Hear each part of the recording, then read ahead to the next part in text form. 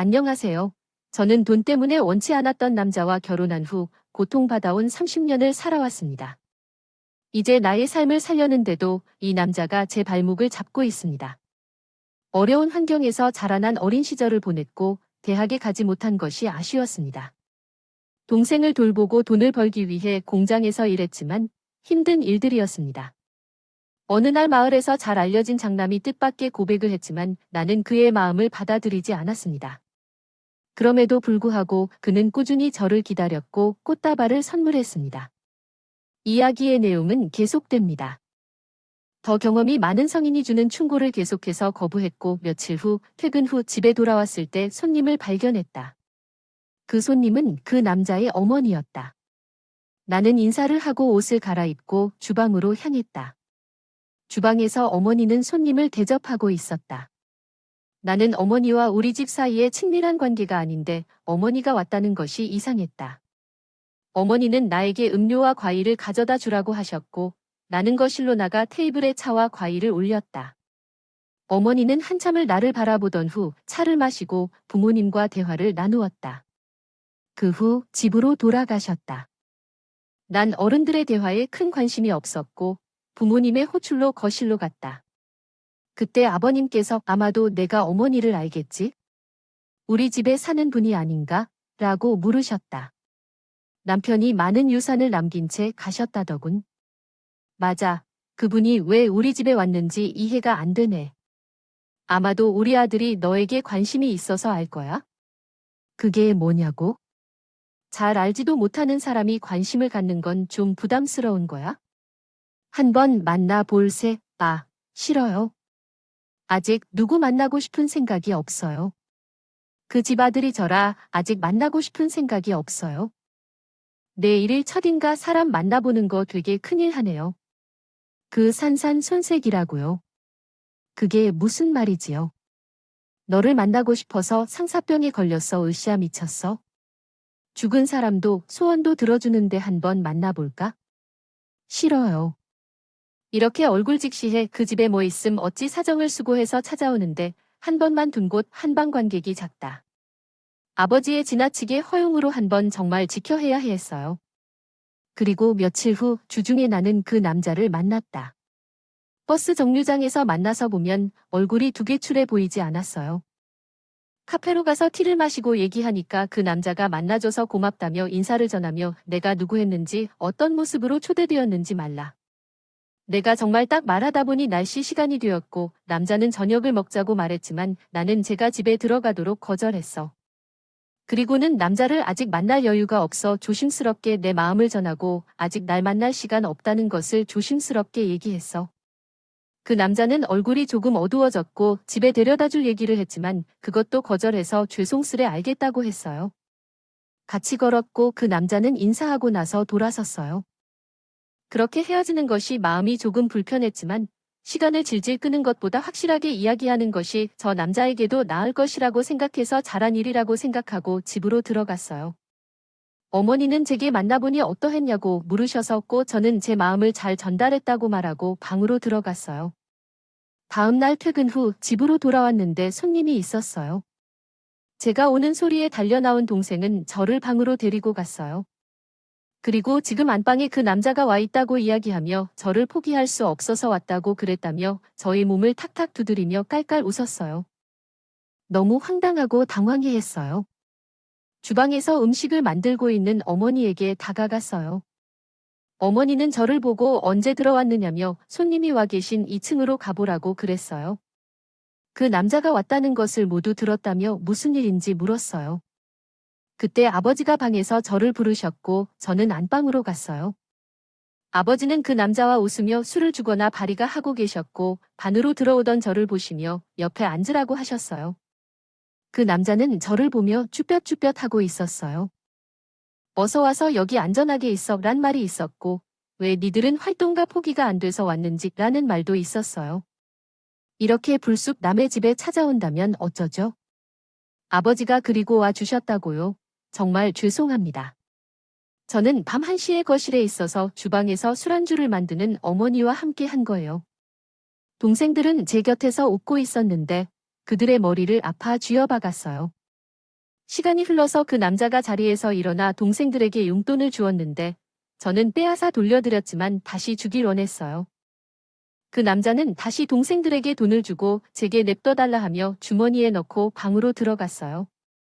그 남자는 자주 집을 찾아오시고 선물을 가득 사들고 오셨어요. 부모님과 동생들은 그분을 좋아하셨는데 제가 싫다고 해도 부모님은 그 남자와 결혼을 결정하셨어요.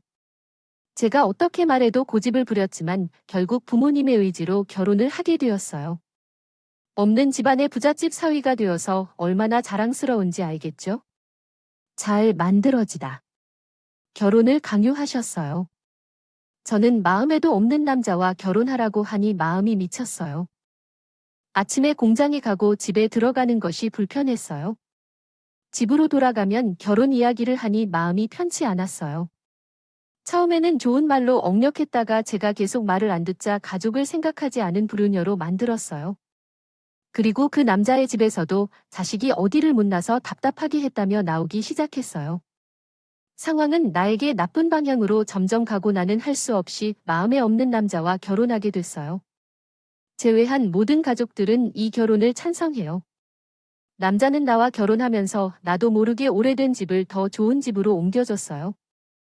이사를 간 후 그 사실을 알았어요. 왜 진작에 말하지 않았냐며 부모님이랑 그 사람을 원망해요. 부모님은 사위라도 자식 건데 저에게 남편이 해주는 것이 왜 말도 없이 다 바뀌는 거지? 부모님은 이사하는 날 사위에게 최고라며 어깨 끌고 이사짐을 옮겼어요. 그 남자를 얼굴에 대지 않았어요. 동생들은 저랑 같이 좁은 방에서 지냈어요. 계속해서 제 집에 물질적으로 하려는 그 사람으로 인해 마음이 안 편해졌어요. 내 생각이 바뀌었어요. 왜냐하면 가족들이 이 기분을 즐기는데 남편에게 마음을 사로잡은 삶을 살아야 한다고 생각했어요. 결혼하고 나서 남편과 함께 집으로 들어간 그 이후로 오래도록 가족의 구성원으로 살고 있어요. 시어머니는 내 남편이 나와 결혼한다는 것에 동의하지 않았기 때문에 나를 좋게 대하지 않았어요. 그것은 남편이 그 집의 장남으로 태어났다는 이유 때문이었어요. 사실 그 집에는 남편을 제외한 여러 형제가 있었지만 여성이라는 이유로 무시당했어요. 집에 아무것도 없는 나와 결혼을 허용했지만 시어머니는 나를 오랫동안 신경 쓰지 않았어요. 처음 만나자마자 한숨을 내쉬며 넌 피곤할 텐데 쉬어라며 방으로 쉬러 가라고 말했어요. 다음 날 아침 남편은 나를 방으로 데리고 가겠다는데 시어머니는 화가 났어요. 남편은 그냥 가라고만 했어요. 다음 날 아침 머리를 삼키고 주방으로 갔어요. 시어머니는 식탁에 앉아 기다리고 있었어요. 그러나 시어머니는 알아주지 않았어요. 걸어오셨어요.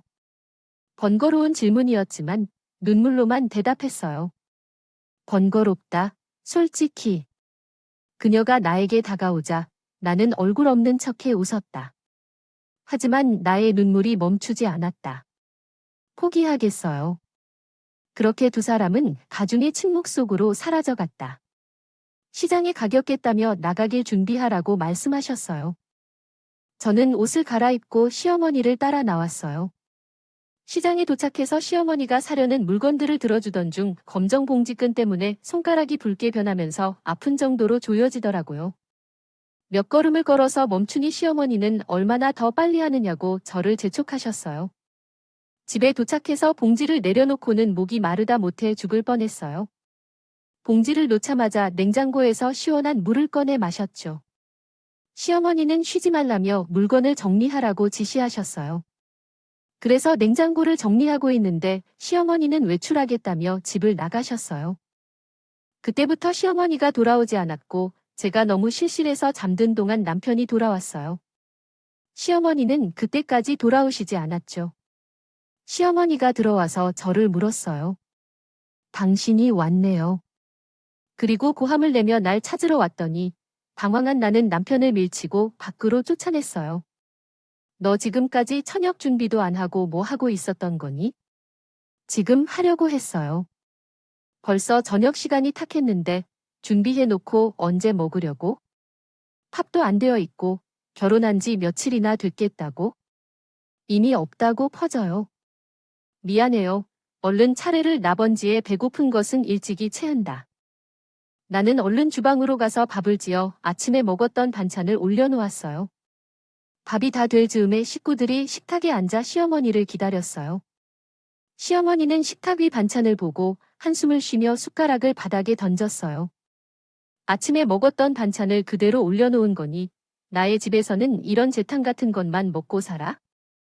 그리고 국이 없으면 못 먹겠다더니 국을 끓여서 다시 부르라며 나가셨어요. 남편과 나는 눈치를 주고받으며 시어머니가 나가신 후 국을 끓였어요. 그리고 시어머니를 다시 모시고 왔어요. 시어머니는 정색한 얼굴로 자리에 앉아 국 한 숟가락 떠서 먹더니 이제는 국이 소태라며 찬물을 들이붓고 나가버렸어요. 시어머니 때문에 온 가족은 가시렵니다. 의자에 앉아서 모여 앉아있던 중 저녁 식사도 하지 못하고 자리를 떠난 것 같습니다. 뒷정리를 하면서 너무 서운해서 눈물이 났어요. 제가 미워질지언정 그 정도의 사소한 일로 모아서 싸울 필요는 없는데 그 가족들에게 미안해지기도 했어요. 눈물을 참으며 정리를 끝내고 방으로 들어갔습니다. 남편은 미안하다고 하며 어머니가 저렇게 되지 않았던 사람인데 오늘 어김없이 나쁜 일이 있었을 거라고 위로해 주셨어요. 하지만 시어머니는 그 날뿐만 아니라 매일 괴롭히고 상처 주는 말을 해왔고 휴식도 주지 않고 일을 시키고 할 일이 없을 때도 일을 만들어 주셨어요. 어느 날은 주방 그릇을 다 꺼내서 설거지를 시키고 또 어느 날은 이불 다 뽑아내서 책임을 시켰어요. 집안일을 하다 보니 밤에는 너무 힘들어져서 깨어나지도 못할 정도로 쓰러져 있었어요. 한 달이 지나가던 그때 외출했다 돌아온 시어머니 마당에서 발로 던진 쓰레기통을 들고서 저를 부르더라고요. 달려나가서 시어머니에게 다가갔는데 시어머니는 허리에 양손을 올리고 있으면서 계속 짓거리고 있었어요. 저는 시어머니에게 무슨 일인지 물어봤답니다. 그리고 그녀가 물었다. 그녀의 시어머니는 갑자기 화를 내며 너희 가문은 무슨 돈으로 이사 가니? 너희 지는 어디서 그 돈을 구했니? 하고 말했다. 그러자 나는 놀랐다. 내 아들이 준 돈으로 이사를 했습니다. 더구나 내 아들이 좋다고 할 때에 싫다고 했음을 너도 잘 아는데 그런데 너도 결국 돈을 바라보고 결혼했구나. 너의 부모님은 그 돈 때문에 딸을 처먹을 생각하지 않았냐? 그녀는 말했다. 아니요. 전 그런 생각은 전혀 없었습니다. 하자. 시어머니는 날 밀치고 마당에 넘어뜨리는데 그 순간 퇴근 중이던 남편이 그 모습을 보고 뛰어와 나를 일으켜 세웠다. 남편이 물었다. 엄마, 왜 그러세요? 너는 처가 모임에 다니는 중이었잖아.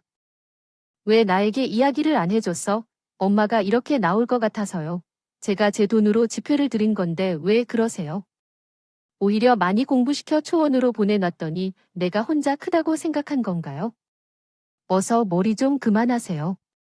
언제까지 이 사람을 잡아먹지 못해서 안달이세요? 왜 내 며느리가 내 맘대로 안 되니까 아무것도 들고 몸만 왔으면 더 나은데? 왜 자꾸 그러세요? 저희 나가서 살게요.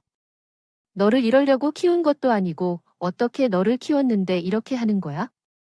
천벌 받아라. 어떻게 키웠는데? 함께 살고 싶으면 이 사람한테 무모하게 대하지 마세요. 남편은 방에 들어와서 아들과 함께 살기로 했고 시어머니는 마당에서 앉아서 신발을 바닥에 치며 울음을 터뜨렸어요. 남편 없이 아들에 의지하며 살았던 시어머니는 아들의 반응에 놀랐고 우는 것을 그치지 못했어요. 그 후로 저는 시어머니와 사이가 더욱 안 좋아졌고 시어머니의 시집살이는 더욱 심해졌어요. 시어머니는 남편이 있을 때는 아무 말씀이 없었는데 남편이 출근을 한 후에는 제게 휘둥그레 잡히지 않아서 안달이셨어요. 제가 시어머니에게 울면 신우들이 달려와서 위로해주고 도와주었어요. 신우들도 어린 시절에 살았을 때부터 딸이라는 이유만으로 남편과 차별을 당하면서 시어머니에게 안 좋은 감정을 많이 느꼈거든요. 우리는 서로를 위로했어요. 남편은 제게 잘해주고 제 마음을 잘 이해해주는 시후들 덕분에 시어머니의 시집살이를 참아낼 수 있었고 앞으로도 이겨낼 수 있을 것 같았어요. 그러나 그런 신우들도 하나 둘씩 시스타로 가게 되었고 남편이 몰래 바람을 피우기 시작하면서 제 인생은 더 힘들어졌어요. 남편이 바람을 피우기 시작한 것은 그가 퇴근 시간이 늦어질 때부터였어요. 언제나 정시에 퇴근했던 남편이 어느 순간부터 야근을 한다며 늦게 들어오기 시작했어요. 나는 그때는 단지 그럴 때가 있구나 생각했지만 어느 날 남편이 잊어놓고 갔다 왔다며 지갑을 가지러 나가는 것을 보고야 말았어요. 그래서 전날 남편이 몇 시에 출근하는지 맞춰서 회사에 찾아가게 되었고 제 눈앞에서 익숙한 뒷모습의 남자가 여자를 껴안고 가는 것을 보았어요. 그 순간 남편임을 알아차렸어요. 제 남편은 다른 여자와 함께 술을 마시러 작은 술집에 들어갔어요. 나는 거리의 나무 뒤에서 그들을 지켜보며 당장 들어가 현장을 잡을지 고민했지만 호기심에 계속해서 기다렸어요. 1시간 후에 남편과 그 여자가 술집을 나와 함께 걷는 것을 보았어요. 나는 놓치지 않기 위해 그 둘을 조심스럽게 따라갔어요. 어두운 길을 걷던 중 그들이 여관 앞에서 멈춰 섰어요. 그때 나의 분노는 정점에 달해 결국 남편과 함께 여관에 들어가는 것을 본 순간 참을 수 없어서 그들을 따라 들어갔어요. 남편이 여관 안으로 들어가자 소리 지르며 여자를 끌어내려고 했어요. 그리고 그 여자의 머리를 잡아 끌고 나왔어요.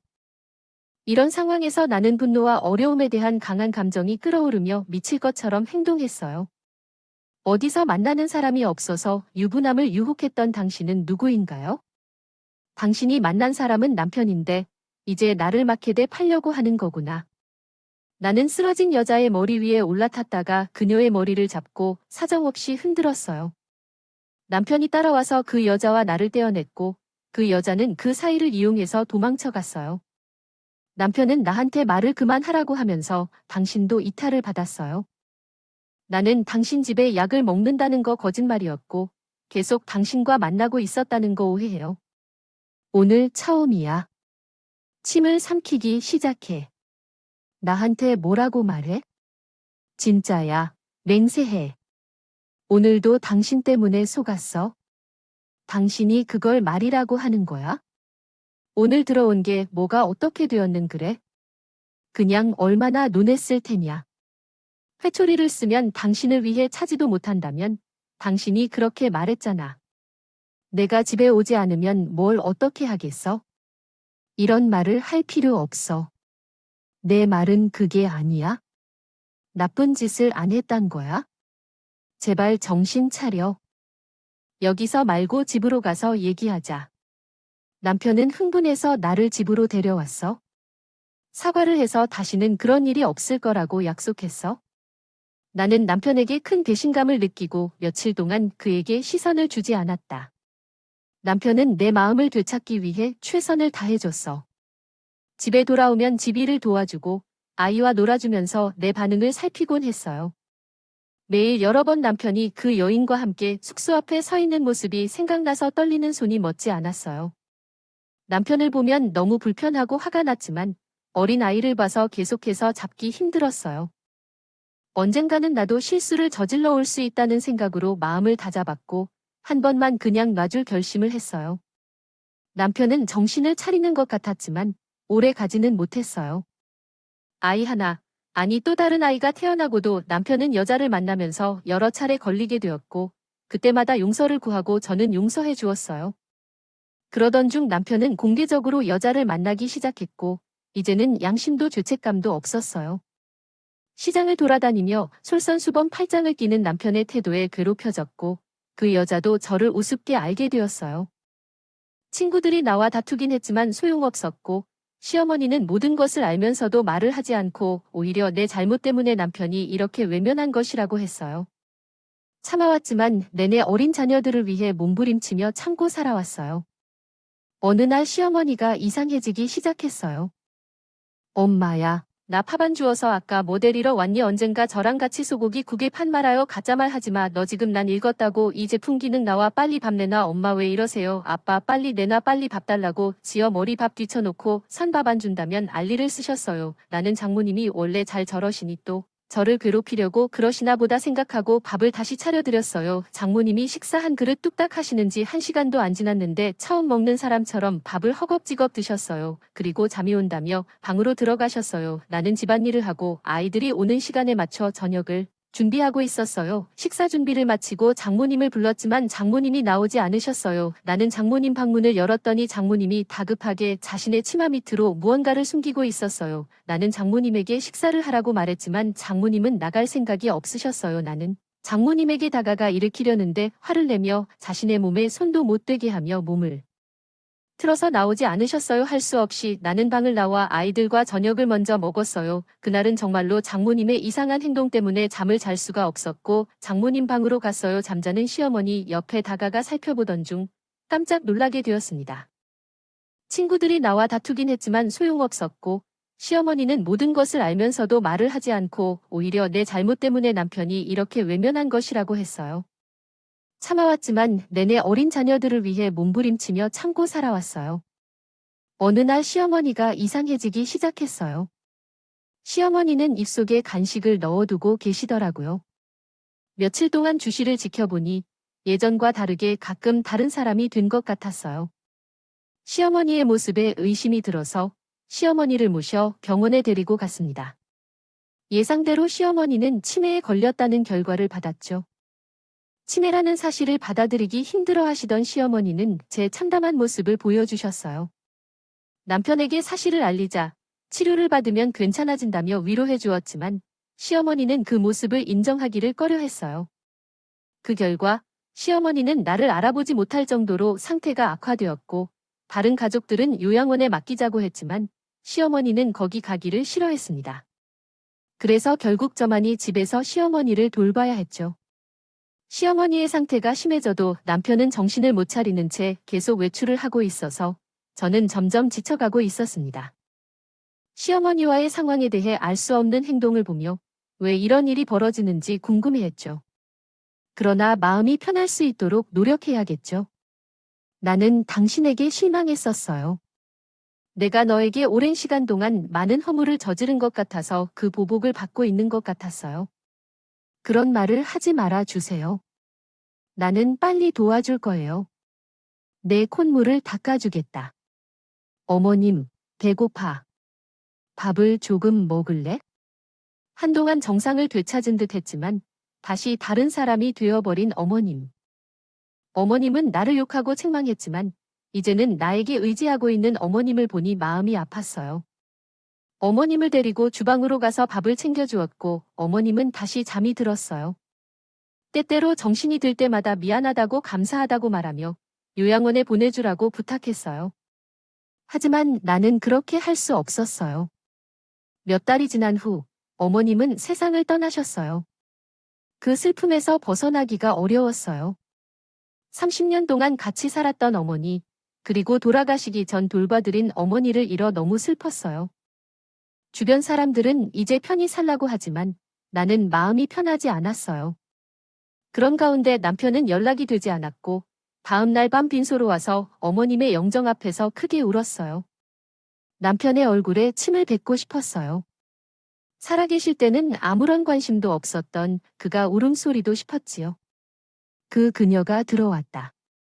어느 날 밤 우리 집에 그녀가 왔다.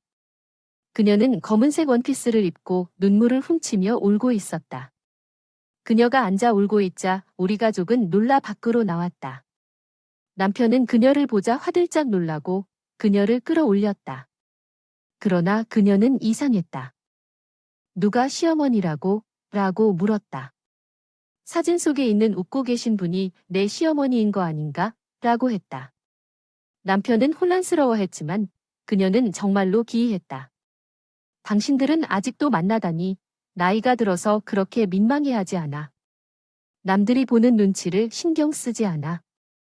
내가 왜 들뜨고 부끄러워해야 하지? 나는 당당해.